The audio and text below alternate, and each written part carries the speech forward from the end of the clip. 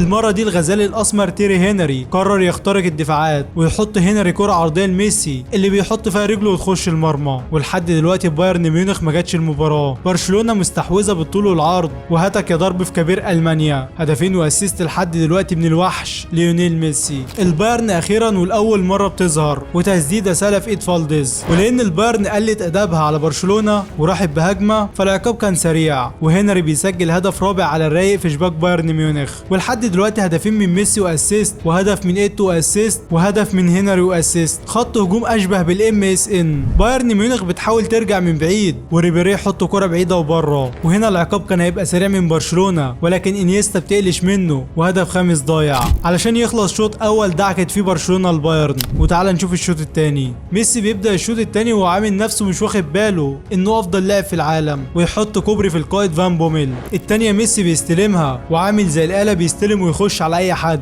والكل بيخاف يخش عليه ويحط كره مكانها كان في الشبكه ولكن يصدها مايكل بات. وهنا البايرن بتضيع فرصه خطيره اولى وهدف اول ضايع. الرسام عاوز يعمل لوحه فنيه ويعدي ويحطها حلوه قوي ولكن تروح فوق العارضه. الثانيه من انيستا اللي عامل شوارع في الجبهه الشمال وبيخرجها الحارس. وهنا برشلونه تقريبا مش عاوزه تسجل وميسي ضيع فرصه هدف مؤكد على برشلونه. وبعدها بيعلن الحكم عن نهايه المباراه وفوز تاريخي لبرشلونه على بايرن ميونخ. لايك واستنى مباراه العوده.